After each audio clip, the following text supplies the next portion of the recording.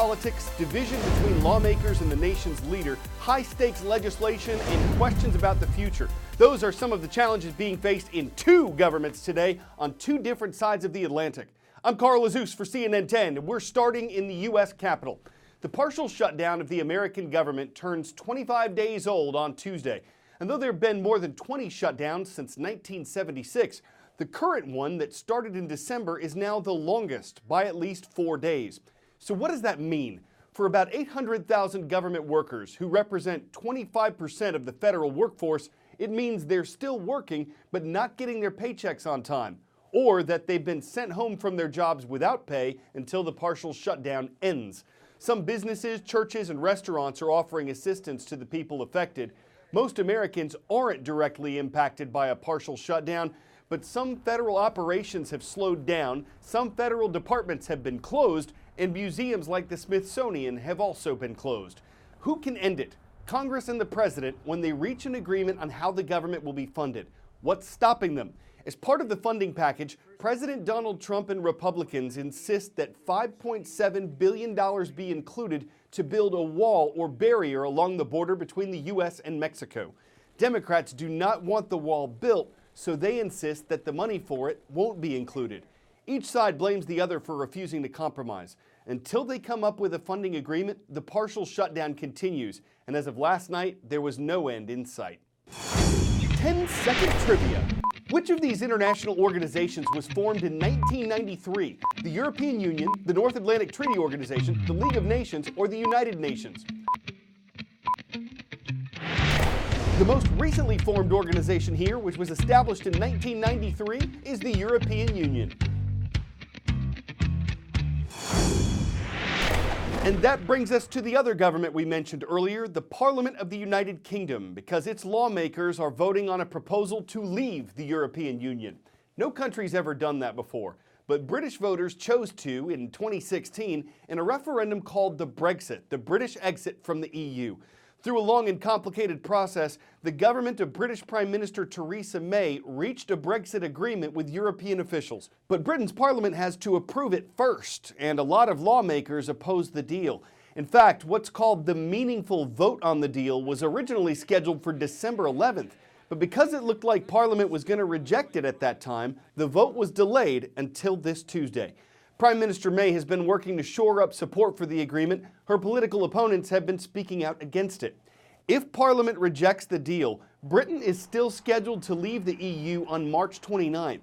But what's called a no-deal Brexit could lead to a lot more uncertainty and instability surrounding Britain's departure from the European Union. So officials from around the world are closely watching what happens in Europe today.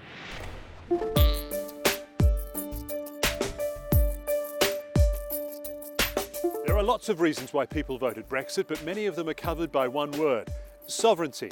Brexiteers don't like to share it, from how many fish you can catch to who gets to live here and which court ultimately has the final say over British citizens.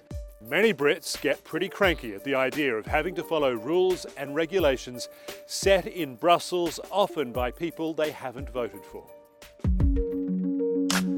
Well, no one knows exactly.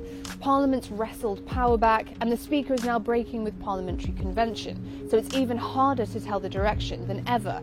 Hardline Brexiteers still want a clean break from the EU, while more pro-EU MPs want to try and mitigate the economic impact of leaving.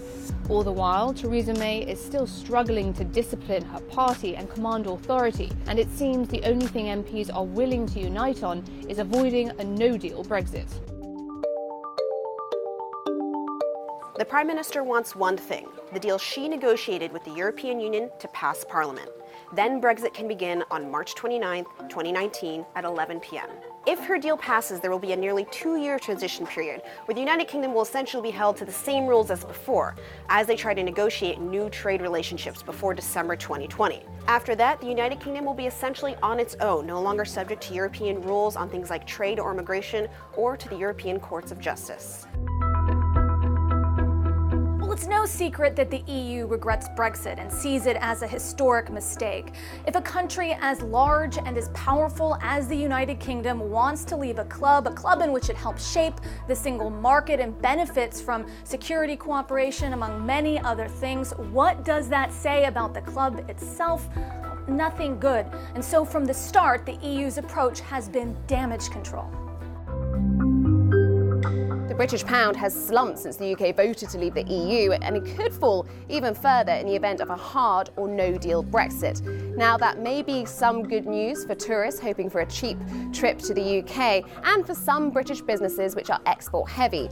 But it's bad news for many. The cost of living for Brits is rising as imports become more expensive, and it's a similar story for some British businesses which have to import more materials. Plus, all the uncertainty over what the future trading relationship will be between the UK and the EU, well, that's forced some businesses to already hit their contingency plans. Big banks, for example, have already moved some operations from the UK to the EU. If Theresa May's deal gets approved, then Brexit will be partly sorted on March 29th, then a little bit more sorted sometime before the end of 2020. Simple.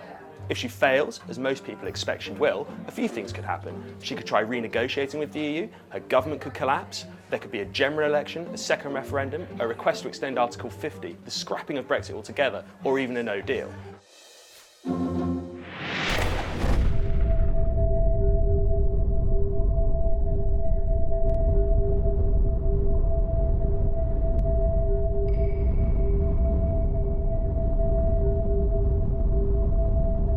En fait, ce qu'on voit derrière, c'est une épave d'un sous-marin de la Première Guerre mondiale qui s'est échoué ici le 26 juillet 1917. Et donc la partie que nous voyons là, je suppose que c'est la partie avant du navire, je suppose. Donc c'est un bateau qui faisait à peu près 49 mètres, un peu plus de 49 mètres de long, 540 tonnes de déplacement. C'est un navire mouilleur de mines.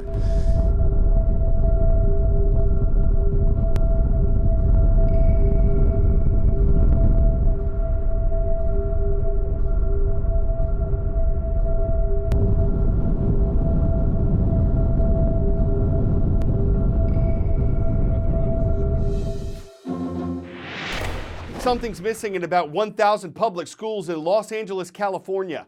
Teachers. 32,000 of them went on strike Monday. It's the first teachers' strike in Los Angeles in 30 years. Both the teachers' union and the school district say they want the same things: smaller class sizes, higher teacher salaries, and more counselors and nurses. The big disagreement between the two sides is over where the money comes from. The union says the district has more than $1.8 billion in reserve funds. It wants the district to use that money to raise teachers' salaries and hire more workers. But the district says it's already planning to spend everything it has, including the reserve, through the year 2021.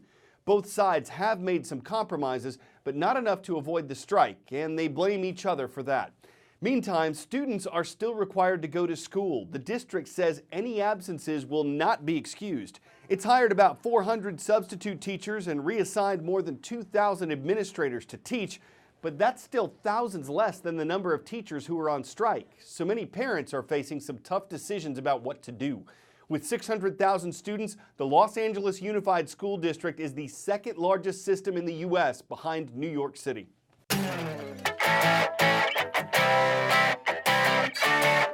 Usually when people ask what you've got under the hood of your car, they mean horsepower. This is an entirely different animal. A man in Florida discovered the boa constrictor when he went to do some work on his SUV, and then we called a couple different organizations to remove it. They either couldn't or they wanted to charge more than he could afford. So a neighbor stepped in with a coat hanger and used it to tote away the stowaway. Car trouble can always be dangerous, but this was downright constricting. He had no idea how the intruder snake in. It left him with a Cadillac of options, and he just didn't know how else to escalate it. Thankfully, he didn't own a Viper, a Cobra, a Cougar, Jaguar, or Barracuda. That would have been much more cars for concern. I'm Carl Azus.